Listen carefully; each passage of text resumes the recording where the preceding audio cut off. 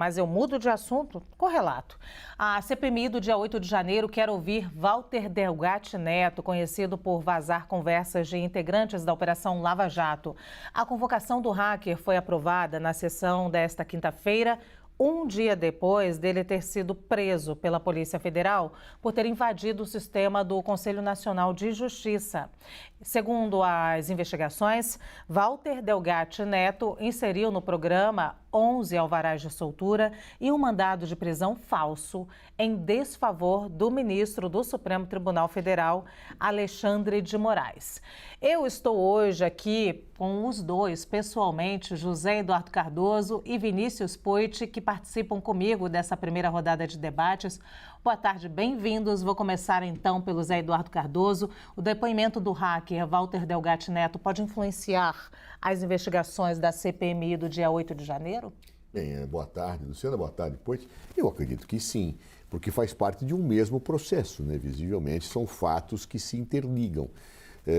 Pelo que a imprensa noticiou até agora, o senhor Delgatti, ele tinha como finalidade atuar primeiro para atingir a situação de credibilidade até do sistema que a justiça estava montando para apurar essas investigações. Quer dizer, nós temos vários fatos atribuídos ao Delgatti. Primeiro, ele expediu ou teria atuado para expedir mandados para liberar pessoas presas no dia 8. Então já mostra uma conexão fática. Segundo lugar, ele teria atuado para a expedição de um mandado de prisão do ministro relator do inquérito, Alexandre de Moraes. Era, obviamente, uma maneira de mostrar a fragilidade do sistema e criar embaraços, efetivamente, à legitimidade da atuação com que o Supremo Tribunal Federal tem atuado. Não bastasse isso, parece que a deputada Zambelli teria levado o senhor Delgatti para um diálogo com o presidente da República, em que ele apresentou hipóteses em que ele poderia atuar para devassar o sistema das urnas eleitorais e, portanto, demonstrar que aquilo era devassável ao contrário do que afirmavam as autoridades. Ou seja, um hacker articulado por uma deputada, de acordo com essa versão, teria atuado dentro de tudo aquilo que foi o espírito da, a meu ver, tentativa de golpe no dia 8 de janeiro. Então, eu acho que esses fatos são absolutamente conexos e vão trazer um molho especial à apuração que a CPI vem fazendo e a Polícia Federal também, deixando cada vez mais a deputada Zambelli numa situação muito delicada nesse contexto, uma vez que há prova de pagamentos feitos para esse Delgatti a partir de movimentações financeiras feitas pela sua assessoria, a assessoria de Zambelli. Razão pela qual, portanto, eu acredito que há uma conexão intrínseca e isto vai aumentar muito mais o molho e a temperatura das investigações que estão sendo realizadas. Muito bem, Vinícius Poit, boa tarde, bem-vindo. Esse daí é mais uma parte desse quebra-cabeça. O depoimento de Walter Delgatti Neto pode influenciar nas investigações da CPI do dia 8 de janeiro? Lu, boa tarde, Zé Eduardo, boa tarde você que está acompanhando a CNN, o Grande Debate e dando a sua opinião, participando do ao vivo no YouTube, participando do nosso direct, né, com a gente aqui, porque a sua opinião é super importante, senão ficar só nós três ou eu e o Zé aqui, muitas vezes a gente discorda, outras vezes a gente até concorda, mas você tem que participar. Lu, eu não vejo assim uma ligação tão direta. É óbvio que uma atitude como essa, né, rapaz, imagina, vamos lá, a Carla Zambelli, olha, eu tive uma ideia. Eu vou contratar um hacker, né? Supostamente é o que está acontecendo aí. Vou contratar um hacker, vou pedir para ele invadir o site da Justiça Brasileira, mandar um mandato de prisão do ministro contra ele mesmo e ainda escrever lá faz o L. E com isso eu vou virar herói, porque eu vou provar que, olha só como o sistema é falho. Pelo amor de Deus, gente, se ela fez isso mesmo, como diz o outro, uma ideia de jirico. É lógico que vai dar ruim, mas não tenho dúvida. Agora, então esse é um fato, Lu, tá?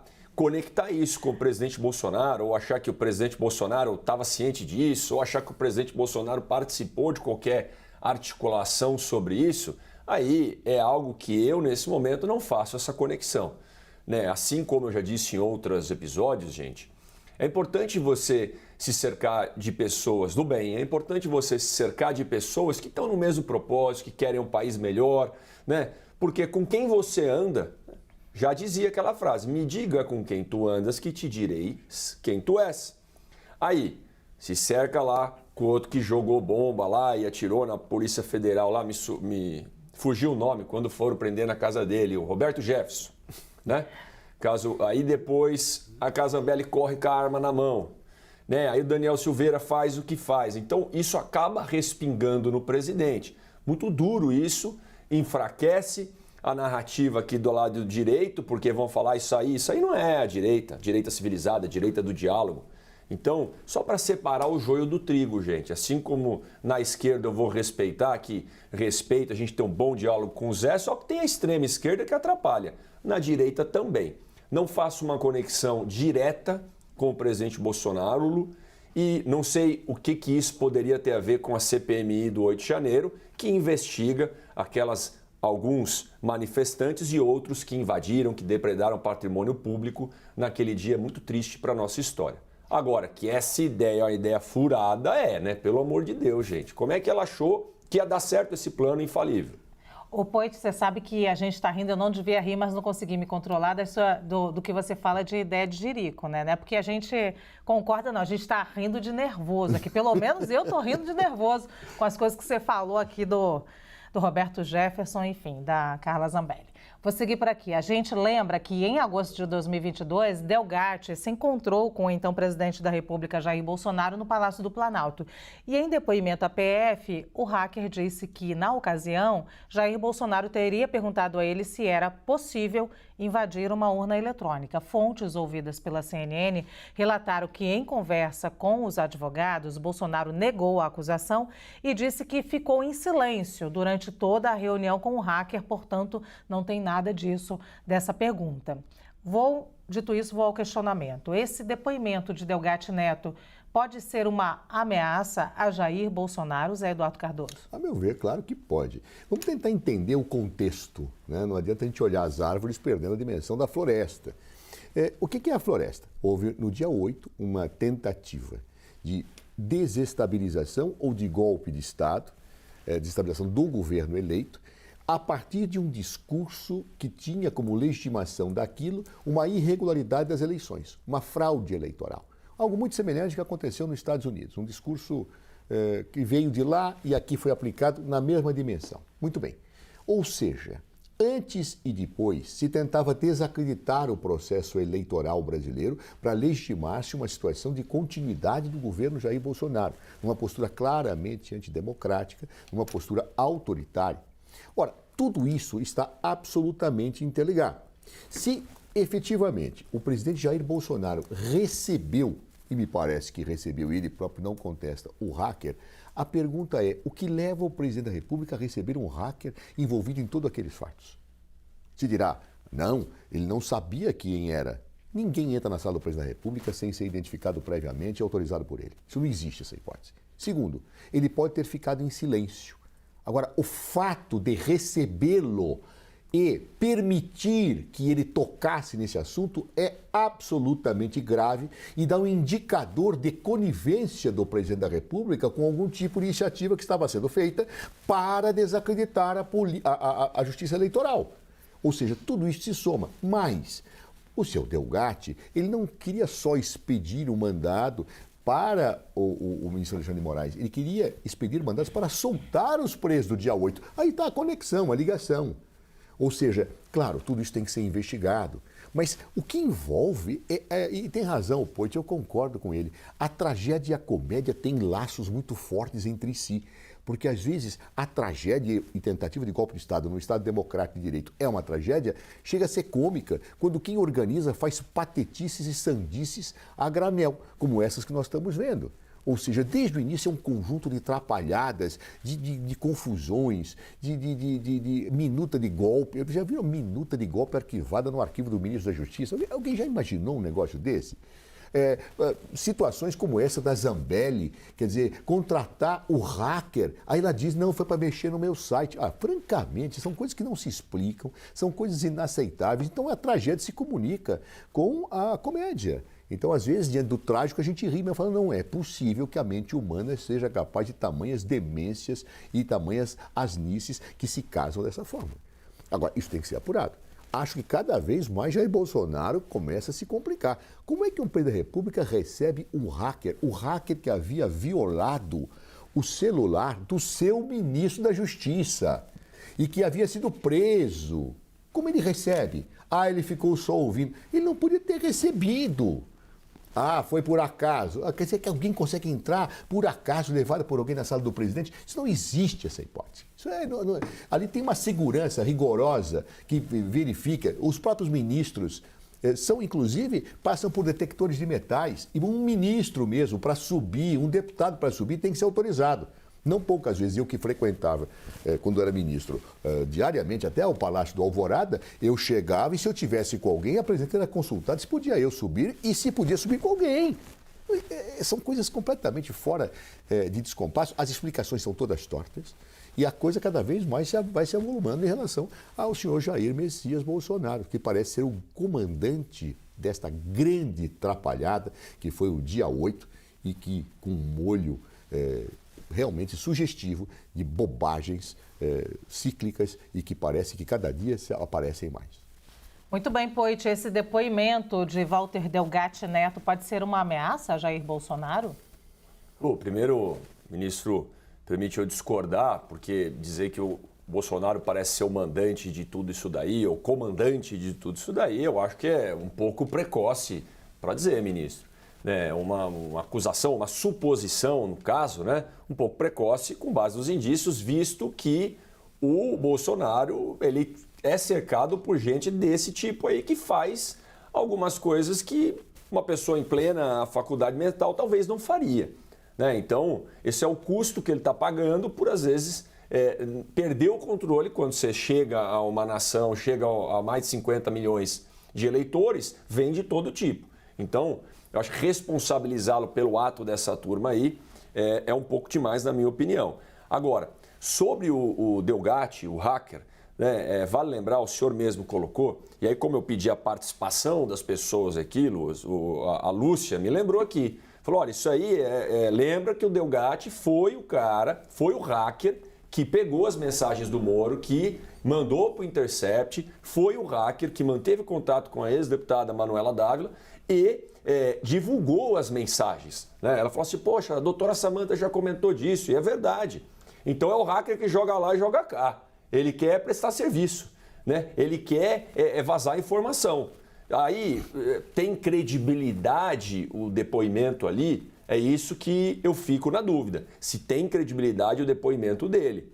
Assim como a gente comentava, se quando o senador Marcos Duval, se quando o Daniel Silveira, se quando essas figuras que tiveram algum tipo de conflito fossem depor, iria respingar no presidente Bolsonaro ou não, porque eles podem falar o que quiser. Tem credibilidade? A gente tem que aprofundar. E a outra coisa, só para constar, tá?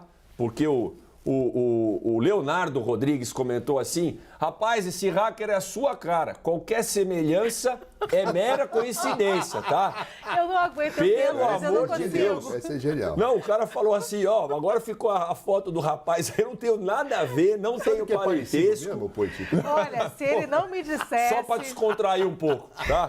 Tem uma semelhança. Não, o cara olhou e falei, pelo amor de Deus, eu não tenho nada a ver com ele, não. Olha, muito bem, eu antes de encerrar esse tema aqui do Walter Delgatti Neto, queria falar sobre esse personagem e as intenções dele, porque o Poit levantou aqui uma situação que é real, E o Poit, aliás, ministro, quando é que você vai fazer essa interação com o público, como faz o Poit aqui belamente? Ele é craque. O ministro está com a Lu Barreto no Instagram e o ministro é José Cardoso com ZADV. Já manda direct para ele lá. Cobra na fonte. Muito bem, o Poit traz aqui essa situação do Walter Delgatti Neto, que realmente é o hacker da Vaza Jato, que vazou ali os papéis da Lava Jato e acabou aí culminando com a soltura do ex-presidente Lula. E agora é essa pessoa que está aí ligada a Jair Bolsonaro. Qual é o seu entendimento das intenções desse personagem?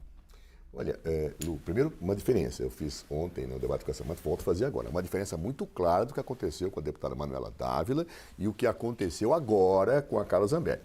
Manuela Dávila, eu conheço bem o processo, já disse, fui advogado de Manuela Dávila nesse inquérito. ela recebeu um conjunto de mensagens e um contato da pessoa pedindo para que ela publicasse um produto já acabado. E ela então falou que não ia publicar e ele sugeriu que fosse tratado com um jornalista, que é o Glenn Greenwald, que acabou depois checando e ao ver as mensagens eram autênticas, publicadas e levaram a um processo de grande desgaste da Lava Jato. Agora aqui é diferente, ele não entregou um produto, ele foi contratado para fornecer um serviço ainda não feito. Então há uma diferença entre aquele que contrata intencionalmente um ato ilícito daquela pessoa que simplesmente é contactada após o ilícito ter sido praticado. Há uma diferença imensa nesse ponto. Um outro ponto, Luciano, que eu quero precisar, a gente na faculdade dele faz uma distinção muito interessante entre culpa e dolo. Claro?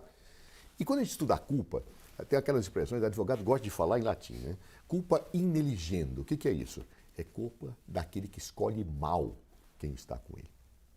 E a outra é culpa invigilando, que é a culpa daquele que não vigia aqueles que coloca. Ora, pela própria fala do Poit, a culpa ineligendo e vigilando Bolsonaro está dada. Ele escolheu mal e não vigiou. A resta saber agora se adora. Ou seja, se foi só uma culpa ou se é má fé. Se ele queria provocar aquele conjunto de situações. E é aí que eu não estou afirmando, mas estou dizendo que as coisas começam cada vez mais a ficar difíceis para ele. Até lojinha para vender Rolex tinha lá dentro do Palácio do Planalto, ele não sabia de nada. Quer dizer, ele recebe o relógio de presente e estão tentando vender o Rolex que o presidente da República recebeu para o país. Né? Tinha adulteração da vacina dele, da filha dele, do atestado, um atestado falso para ele. Ele não sabia de nada disso, é só culpa. Não é? Tinha uma minuta de decreto arquivada com o seu ministro da Justiça, é só culpa. Então é muita coisa que vai se somando e que leva a investigação a deixar Jair Bolsonaro num limite muito delicado. Culpa está dada. Escolheu mal, o próprio Poit aqui falou. Fiscalizou mal, aqui está dado. Agora, teve má fé ou não? Este é o ponto central da investigação da CPI e da investigação que a Polícia Federal fará no inquérito. Por quê? Porque desta definição há a possibilidade de se extrair tipificações delituosas. Por isso a importância dessa situação. Tipificações atribuídas a Jair Bolsonaro, porque em relação a outros personagens que estão aqui, me parece que já estão absolutamente identificadas, como no caso do seu ajudante de ordens, que não tem como dizer que não cometeu ilegalidade. Zé, só uma ponderação com base nesse conceito jurídico que o senhor colocou. Vamos lá, presidente da República, quantos reportes tem para ele imediatos, quantos tem na cadeia de comando dele, né? Assim como o presidente de uma grande empresa. Por exemplo, eu não estou falando que uma postura justifica a outra, mas o próprio presidente Lula já soltou essa frase, ficou famosa. Eu não sabia. Né? E eu imagino que o cara, quando está num comando de uma organização muito grande, como é que ele vai saber de tudo que estão fazendo? E aí, com base no conhecimento jurídico do senhor, dos termos, eu não conhecia essa diferença, mas ele escolheu, né? Ou ele pelo menos não evitou, ele escolheu andar perto dessas pessoas, né? Eu fiquei raciocinando quando o senhor falava. Ou essas pessoas que grudaram na dele, né? Que colaram nele para se eleger nas costas dele. Não, estou falando da Carla Zambelli, do Roberto Gerson, do Daniel Silveira, porque essas pessoas colaram nele. Então a dúvida é, primeiro, ele escolheu ou as pessoas grudaram nele?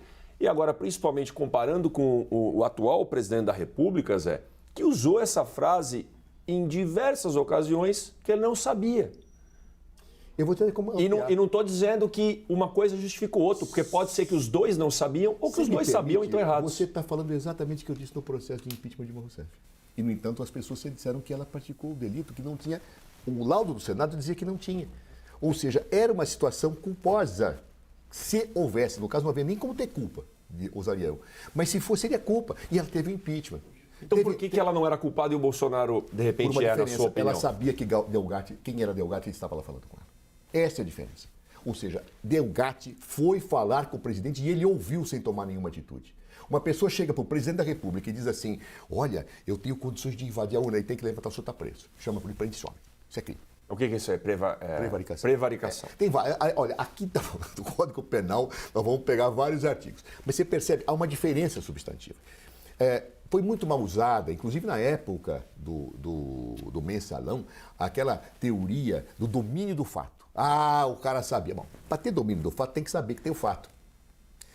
Muita gente foi condenada criminalmente no Mensalão com uma teoria equivocadamente construída. O próprio autor da teoria disse isso depois.